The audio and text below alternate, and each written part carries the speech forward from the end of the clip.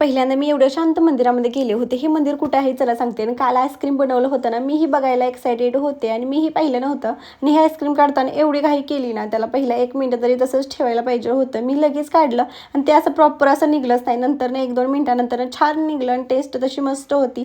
अहो ना, आज पाठीमागे लागून फिरायला आलो होतो आणि तसं श्रेयांसाठी फक्त पार्कला जायचं होतं आणि त्यांच्या काही मनात आलं ते म्हणताय जन्नत दाखवतो.